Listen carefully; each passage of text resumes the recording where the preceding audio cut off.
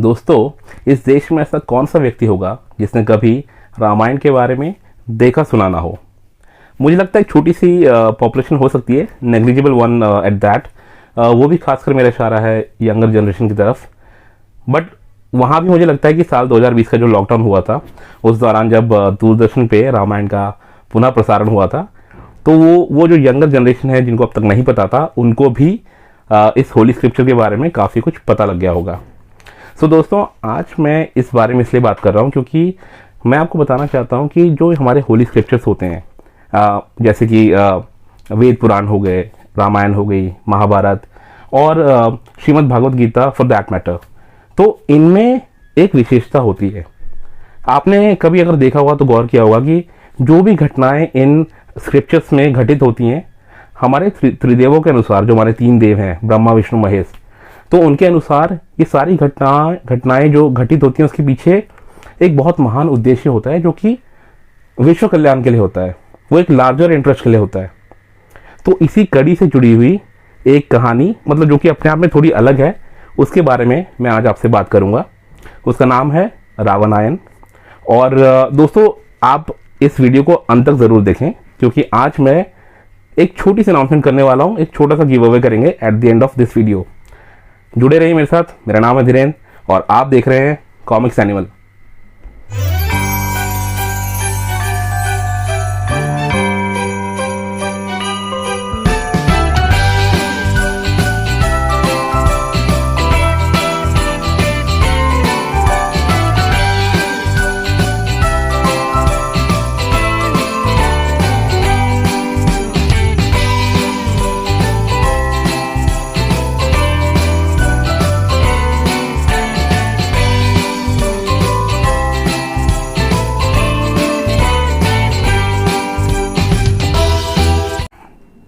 तो आज जिस कहानी की मैं बात कर रहा हूँ उसका नाम है रावणायण। दोस्तों, ये कहानी अपने आप में डिफरेंट इसलिए है क्योंकि इसको रावण के पर्सपेक्टिव से लिखा गया और दर्शाया गया है आर्ट वर्क के ज़रिए। ये थोड़ा सा डिफरेंट इसीलिए भी है क्योंकि ये रामायण के समकक्ष या उस नैरेटिव को झुठलाती कोई कहानी नहीं है। ये कहानी सिर्फ एक डिफरेंट पर्सपेक्टिव दर्शाती है। जैसे कि मान लीजिए आपने कोई घटना घटित होते हुए देखी और उसी घटना का विवरण पूरी दुनिया ने सिर्फ आपके मुंह से सुना, आपके पॉइंट ऑफ व्यू से सुना। अब इसी घटना का विवरण एक दूसरे चरित्र के मुंह से सुनने को मिले तो आपको एक डिफरेंट पर्सपेक्टिव मिलेगा। घटना वही रहेगी बट शायद थोड़ी बहुत एडिशनल जानकारी कुछ मिले। और मैं ये साफ कर दूं कि ये प्योरली फिक्शनल है, ठीक है। इसमें थोड़ा सा एक नॉवेल्टी लाने की वजह से इस कहानी को रचा गया है। और एक कहानी दोस्तों नई भी नहीं है, मैं आपको साफ कर देना चाहता हूँ। इसीलिए ये एक रिव्यू वीडियो भी नहीं है। मतलब आप इसे मान सकते हैं कि मैं एक रिकमेंडेशन है मेरी तरफ से। दोस्तों, ये जो कहानी है ये होली काउ एंटरटेनमेंट द्वारा प्रकाशित, मतलब एक बहुचर्चित सीरीज थी। वो सिंगल्स में आई थी। ये आया था साल 2011 की बात है।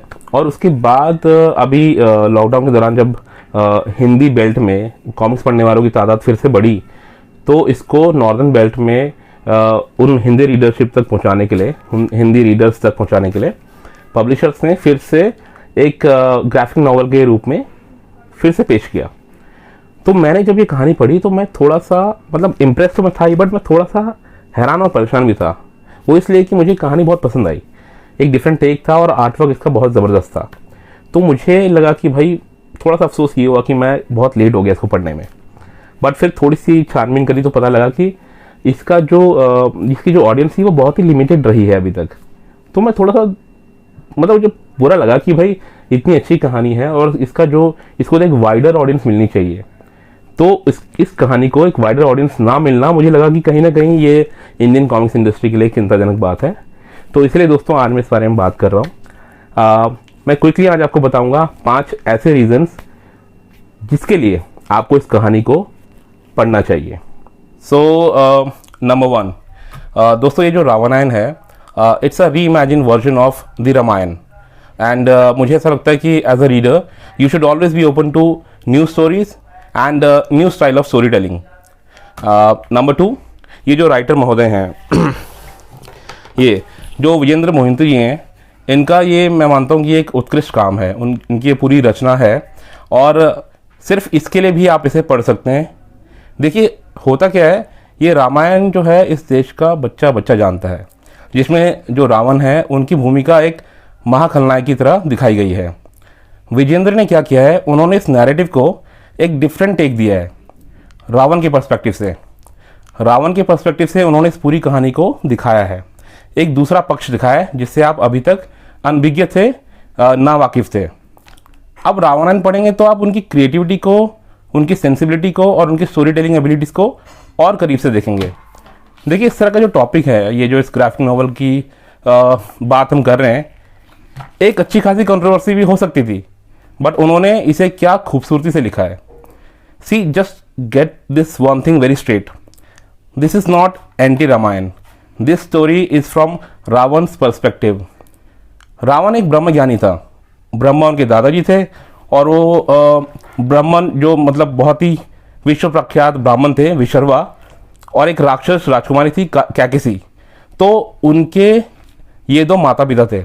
तो ये राक्षस का और ब्राह्मण का जो उनके तेज से जो उत्पन्न थे वो व्यक्ति थे रावण। अब ब्राह्मण और राक्षसी का जो ये लीगल कॉम्बिनेशन था, ये उनकी उत्पत्ति का कारक तो था ही, लेकिन ये आगे अपने आप में एक बहुत कहानियों को समेटे हुए था। शास्त्रों की समझ रखने वाला, ब्रह्मा के वरदान से त्रिलोक विजेता भी था। और ये व्यक्ति राक्षस नगरी लंका, जो उस समय में स्वर्ण नगरी के नाम से जानी जाती थी, मतलब ये रावण का ही कार्यकाल था जिस दौरान वो लंका इतनी समृद्ध हुई थी। फिर ऐसा क्या हुआ जो उनके पतन का कारण बना। I think you know when I read the entire this graphic novel, I found the premise of this very narrative so strong, I mean on this part. इसी कारण के लिए भी आप इसे पढ़ सकते हैं। तो पॉइंट नंबर 3, दोस्तों ये जो विवेक गोयल हैं, ये एक आर्टिस्ट होने के साथ साथ होली काव्य के कर्ता धर्ता भी हैं। सो यहाँ पर मैं इनकी लेकिन बात सिर्फ आर्टिस्ट की हैसियत से कर रहा हूँ। हाँ, कर्ता धर्ता होने के नाते इनको मैं पूरा श्रेय देता हूँ कि इन्होंने इस बोल्ड टॉपिक को, जो कि बहुत ग्रेसफुली लिखा गया और दर्शाया गया है, उसको सपोर्ट किया, उसको बैक किया। बट यहाँ पे मैं इनकी बात फिलहाल एक आर्टिस्ट के तौर पे करना चाहूँगा। देखिए इन्होंने इस पूरी सीरीज़ का जो आर्टवर्क है वो बनाया है। जो कि आई मीन मुझे, अगर आप मुझसे पूछें तो बहुत ही रिफ्रेशिंग है, बहुत ही ज़्यादा इवॉल्व है और मेरे ख्याल से आपके दिमाग में एक गहरी छाप छोड़ देने की क्षमता इसमें है। आप ये देखिए ना, उन्होंने जो पॉपुलर कैरेक्टर्स हैं उनको कम्प्लीटली रीइमेजिन किया है। तो इसमें आपको मतलब ज़बरदस्त रोएदार मूँछों वाला वो रावण तो देखने को नहीं मिलेगा और ना ही आपको क्लीन शेवन रामा देखेंगे। In fact the representation of both the characters are exactly the opposite and the same holds true for other characters as well. जो हनुमान जो है, जो बाकी कैरेक्टर्स हैं, उनका भी जो चित्रण है वो बिल्कुल ही डिफरेंट तरीके से एक फ्रेश अपील के साथ दर्शाया गया है। अब बात करते हैं पॉइंट नंबर 4 की। देखिए आपको ये ग्राफिक नॉवल इसलिए भी खरीदना चाहिए क्योंकि ये जो पूरी किताब है ये ग्राफिक नॉवल के रूप में है, जिसका मतलब है इसमें आपको एक संपूर्ण कहानी मिलेगी पढ़ने के लिए। आपको किसी और सेकंड या थर्ड पार्ट का वेट करने की ज़रूरत नहीं है। There are no subsequent copies to it. ये अपने आप में एक संपूर्ण कहानी है जो कि ग्राफिक नॉवल्स की अमूमन एक खास उसका एक पॉइंट रहता है जो उसके फेवर में जाता है। और दूसरा, क्योंकि ये ग्राफिक नॉवल है, इसमें विजुअल मीडियम टेक्स्ट मैटर्स के ऊपर ज़्यादा डोमिनेट करता है और इसका आर्टवर्क इतना खूबसूरत है। और इसके जो मतलब अगर आप फ्रेम्स की बात करें तो वो इतने इम्प्रेसिव फ्रेम्स हैं और मैं कहूँगा कि वो सेल्फ एक्सप्लेनेटरी हैं क्योंकि वो इतने खूबसूरती से गढ़े गए हैं कि उसमें आपको किसी टेक्स्ट कंटेंट की ज़रूरत महसूस होती ही नहीं है। सो आपको एज यू कैन सी आपको बहुत ही कम टेक्स्ट कंटेंट इसमें देखने को मिलेगा, जो कि बहुत अच्छी बात है। You can simply pace through this novel. आप उसको अच्छे से पढ़ सकते हैं क्विक टाइम में। So last but not the least, point number 5, दोस्तों इस ग्राफिक नॉवल को आप सिर्फ और सिर्फ मंदार गंगेले के हिंदी ट्रांसलेशन जॉब के लिए भी पढ़ सकते हैं। बहुत ही सुपर्ब काम किया है उन्होंने and I think I should have spoken about him in my previous video also, जो कि मैंने संपूर्ण अघोरी का किया था। उस ग्राफिक नॉवल में भी उन्हीं का हिंदी ट्रांसलेशन था and I think this guy Mandar has done a superb job. देखिए हुआ क्या है कि जो ये रावणायण है दोस्तों, ये ओरिजिनली इंग्लिश लैंग्वेज में लिखी गई थी और पब्लिश हुई थी, much like every other comics from Holi cow entertainment.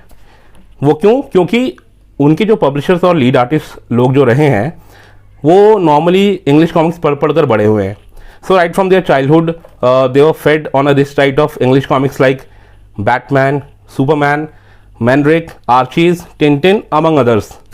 तो ऐसे में होता क्या है, मतलब अगर आप एक क्रिएटिव पर्सन हैं तो जब आप क्रिएटिवली सोचने लगते हैं किसी कहानी के बारे में या फिर उसके मतलब विजुअल आर्ट के बारे में, तो एग्जीक्यूशन पॉइंट ऑफ व्यू से आप अंग्रेजी में ही सोचने लगते हो। और यही एक रीज़न था कि इनिशियली होली काउ एंटरटेनमेंट ने सदर्न इंडिया और ईस्टर्न इंडिया, मतलब साउथ में और जो नीचे कोलकाता की मार्केट है उनको टारगेट किया, क्योंकि वहाँ पे इंग्लिश रीडिंग ऑडियंस मार्केट मतलब ज़्यादा थी।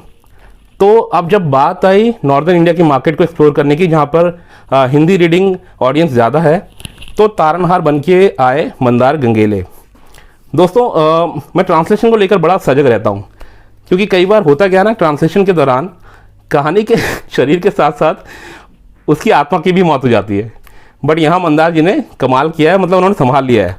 इनफैक्ट होली काउ की ही दूसरी ग्राफिक नॉवल जो अघोरी की मैंने थोड़ी देर पहले बात करी, सुपर ट्रांसलेशन, मतलब वो जो मूल भावना होती है ओरिजिनल वर्क में वो बिल्कुल भी प्रभावित नहीं हुई है। हिंदी ट्रांसलेशन में भी वो सोल बरकरार है। तो दोस्तों इसी के साथ मेरे 5 रीजंस कंप्लीट हुए। अगर आपको कुछ भी इंटरेस्टिंग लगा हो तो आप इस ग्राफिक नॉवल को, जो भी बहुत सारे डिफरेंट कॉमिक्स ई स्टोर्स हैं वहाँ पे चेकआउट कर सकते हैं। मैंने अपने चैनल के होम पेज में जो बैनर है उसमें राइट साइड बहुत सारे कॉमिक्स ई स्टोर्स के लिंक्स दिए हुए हैं, डू चेक देम आउट। और आप इसको डायरेक्टली होली काउ एंटरटेनमेंट की वेबसाइट से भी खरीद सकते हैं।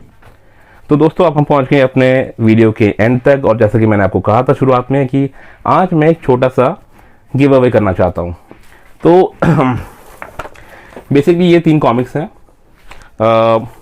राजनगर की तबाही ये ओरिजिनल प्रिंट में आई थी, तो ये गिव अवे करूंगा। ये है बांकेलाल की डाइजेस्ट 11, इसमें 6-in-1 कॉमिक्स है, तो ये मैं सेकंड गिव अवे है। और ये ध्रुव की है 2-in-1 कॉमिक्स, ये है मेरा थर्ड गिव अवे।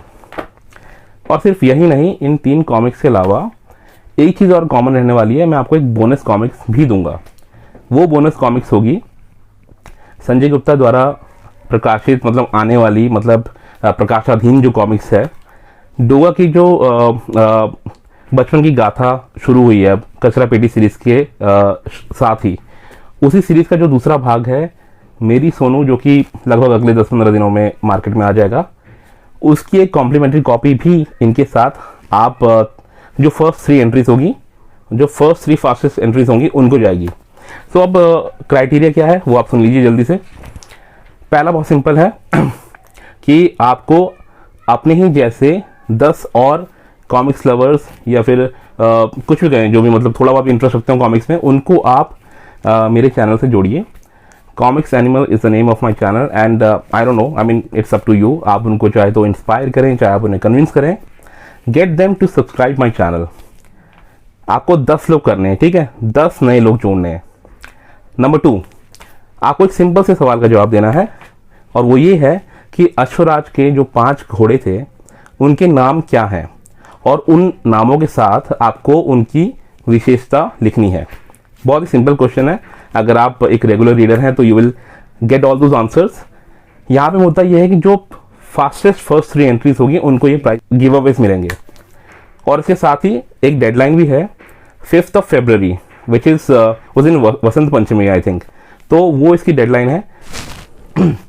इन 2 सवालों का सही जवाब देने का तरीका क्या होगा? पहला सवाल, जो कि आपने 10 नए सब्सक्राइबर्स जोड़ने हैं, मैं इस वीडियो के फर्स्ट कमेंट में अपना ईमेल आईडी छोड़ दूंगा। उस ईमेल आईडी में आप मुझे बता दीजिएगा जब भी आपकी तरफ से 10 सब्सक्राइबर्स मेरे चैनल से जुड़ जाते हैं। बस मुझे इन्फॉर्म कर दीजिएगा ताकि मुझे पता लगे कि आप कितना जल्दी आपने ये टास्क कंप्लीट किया है। सेकंड क्वेश्चन जो है वो आप मेरे वीडियो के कमेंट बॉक्स में उसका आंसर दे सकते हैं, क्योंकि अश्वराज के जो 5 घोड़े हैं उनसे जुड़ा हुआ जो सवाल है उसका जवाब आप कमेंट बॉक्स में दे सकते हैं। डेडलाइन है 5th of February। फिलहाल मुझे इजाज़त दीजिए, मैं चलता हूँ। उम्मीद करता हूँ कि अगले वीडियो में जब हमारी मुलाकात होगी मेरे पास वो 3 नाम होंगे उन विनर्स के, जो कि मैं अनाउंस करूँगा। तब तक के लिए चलता हूँ। आप सब लोग अपना ख्याल रखिए। कॉमिक्स पढ़ते रहिए, अपनी सेहत का ख्याल रखिए और अपने पूरे परिवार के साथ लाइफ एंजॉय कीजिए। Thank you.